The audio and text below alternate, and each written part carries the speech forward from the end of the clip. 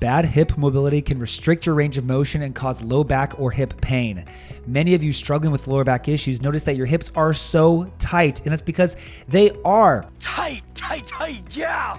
And the tighter your hips are, the more your lower back has to compensate, and now you have back pain and hip pain. Well, my name is Dr. Grant Elliott, founder of RehabFix. In this episode number 150 of the Low Back Pain Podcast, I'm going to show you one incredible exercise to mobilize your hips in all ways so we can free up your hips, reduce the compensation from your lower back, get you out of back pain, and help you feel free again. Real quick, if you have not joined my private Facebook group yet, you need to do so. It is called RehabFix Low Back Program. And immediately upon joining, you will receive our free step-by-step sciatica guide. This is the same process that we have taken thousands of our clients through around the world to identify exactly how to fix their sciatica and ultimately become pain-free through our one-on-one coaching program. In this group, you will be able to see our clients and what they're doing for success and additional resources and more free guides. So if you're serious about fixing your back, you need to join this group, RehabFix Low Back Program. See you soon. Okay, it is time to learn how to free your hips. I'm going to show you one of the best exercises that you can do to free up your hips that is very unique that I promise you probably haven't seen before. So first, let's understand that the hips are so important. They are important for all types of athletic movements. The best athletes in the world are incredible at moving through their hips. And if you are developing hip restrictions and you're not taking care of your hips, then other areas must compensate. Your lower back being one primary area. I want you to imagine that just throughout the day, whenever you squat down to pick something up, or let's pretend you're at the gym doing squats and you're wearing the world's tightest jeans, or you're wearing leather that does not stretch, you're wearing really tight pants, and you try to squat down. How do you think that's going to go? It's not going to go well. Some things are going to compensate, primarily your lower back, and your lower back is going to feel that. So now imagine when you are squatting or doing other exercises or other activities or just sitting throughout the day or whatever, that additional compensation, that additional stress that is going on your lower back is more frequent and more constant, and it builds up over time, and now you have back pain. So this is a very simple analogy to understand how tight hips can and will affect your lower back. You need to learn how to free your hips up again so you can move through them better to not only improve your performance and all the things that you do, but to help reduce this daily compensation away from your lower back. There's actually one cool study that found that hip extension, the amount of hip extension you have, can directly relate to one's back pain, most likely due to compensation. So we know that the hips are so related. So here is the exercise that I'm going to help you do today that is going to change your life. We're going to go through a few building blocks here. The first one, the way this movement begins is in a frog pose. This is a pose in yoga. However, here in the rehab mobility realm, we're going to do this differently. For hip issues and low back issues, we don't typically hold stretches for prolonged periods of time like they might do in yoga. We have a different approach for certain reasons. So when we get into this frog pose, first off, the way we get into the frog pose, you're on all fours in a quadruped position. You're going to widen both of your knees. You can get down on your elbows if you like, or you can stay up on your hands, but you're going to widen your knees as far as you comfortably can. So you're really stretching your adductors. Now, to help get the best stretch in your hips, you're going to keep your toes pointed up. So your feet are spread out wide, your knees are spread out wide, and you're going to keep your toes up or your ankles dorsiflexed. This is the most effective way to get an extreme stretch while you're in this position, if you are holding it. And you're going to rock back and forth. So imagine I'm on all fours. I spread my knees really wide. I have my feet out wide. I have my toes pointed up. And I'm sitting back as deep as I can, and then I'm rocking out of it. Sitting back as deep as I can, and then I'm rocking out of it. If for whatever reason it is uncomfortable on your knees to keep your toes up or your ankles dorsiflexed, you can point them back away from you. You can point them straight behind you or put the top of your foot on the ground. There's nothing wrong with that. A lot of individuals need to do that in order to accomplish this position, and that is okay. It's just a more or lesser extreme version. I typically do the one with the toes pointed up because I'm able to do it. So you're going to sit back and forth in this position repetitively.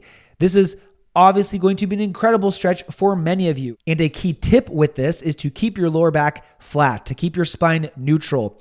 Many of you, the deeper you sit back, you're going to want to round and curl your lower back, kind of tuck your tailbone under. It's going to look like a butt wink, like if you're squatting, and we don't want to do that. You want to keep your low back, your whole spine is as neutral as possible while you perform this to emphasize the movement from your hips. Because once again, if as you push back, you just start to round through the lower back, you're compensating. The entire point is to mobilize the hips so that you do not compensate. So you're going to sit back and forth as deep as you can. This is going to help mobilize your adductors through multiple ranges of motion so that we can start to get used to this position and free the hips up. Hey, real quick, if you're watching this video and you're resonating with the things that I'm saying and you're ready to be pain-free, just click the link below and you can schedule a call personally with my team so we can meet with you, go over your current situation and figure out what you're missing and help you develop a game plan so that you can finally become pain-free. This is for serious people only, so click the link if you are ready to go. Back to the show. Now, here is an incredible upgrade to this movement that is going to change your life. Let me upgrade. We're going to change this from a frog mobilization to what's called a tactical frog. Now, everything has a fancy name next to it, right? The names don't really matter. No one owns movement. No one owns movements with their names. There isn't a movement in the world that hasn't been done, but we just title things to identify them. So this I have seen most frequently called the tactical frog, so that's what I'm going to call it. With the tactical frog, you're going to stay in this same position with the knees out wide, and you're going to sit back as far as you can, just like you did the previous exercise. And then as you come out of this, here is what you're going to change. You're going to rotate one hip at a time into internal rotation as far as you possibly can. The further forward you go, the more you internally rotate.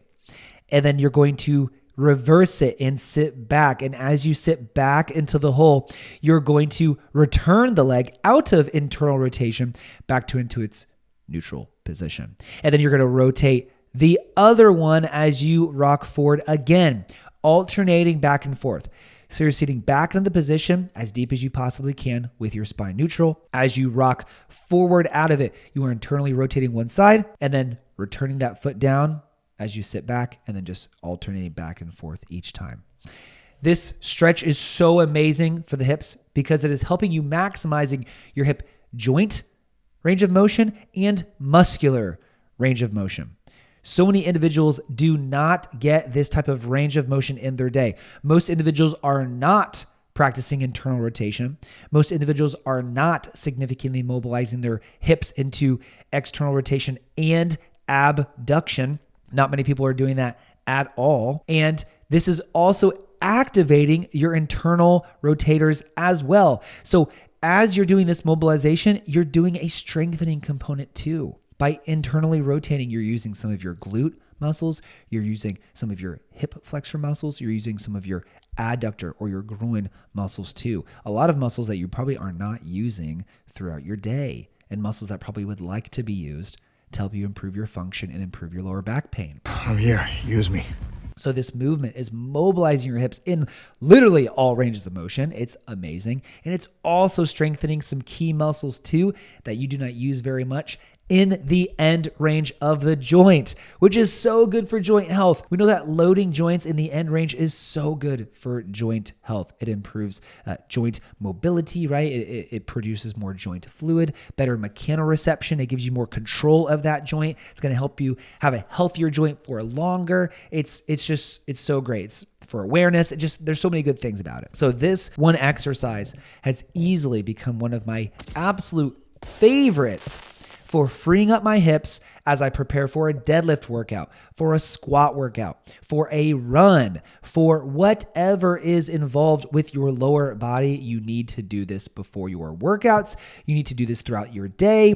You need to do this to free up your lower back because you are going to notice immediate improvement in your ranges of motion, immediate improvement in your mobility, and immediate reduction in your pain if you are consistent with it. And this will change your life. Yes, we need to improve our hips to take compensation off the lower back. But if you are struggling with a disc herniation or sciatica, Yes, this will help you. It will help reduce that compensation, but you still need a specific approach for your lower back. So do not think you can do this one hip exercise and then all will be well. Boom, you're fixed, done. Not going to happen. This can be one extremely important implementation to your rehabilitation plan. It can be a great movement that should be a part of your puzzle, but it's not all of the pieces. We need to have some key pieces to address the lower back too. Because remember, even if you have sciatica symptoms down the leg, the root issue is in your lower back. If you have a disc herniation, it's referring down the leg into the hip. The root issue is in the lower back. So you must have a properly defined lower back issue by an appropriate clinical assessment like we do with our clients around the world. We assess people all around the world before we create a plan so we know exactly what we're dealing with and what will get you better. Most of our clients get around 30 to 40% improvement just during the first assessment call. This is what helps us determine what plan will work. And once we have that appropriate plan defined, then we can give you the best hip mobility movements to reduce the compensation. But most importantly, we can give you the root issue exercises to address that disc herniation or that sciatica at the core.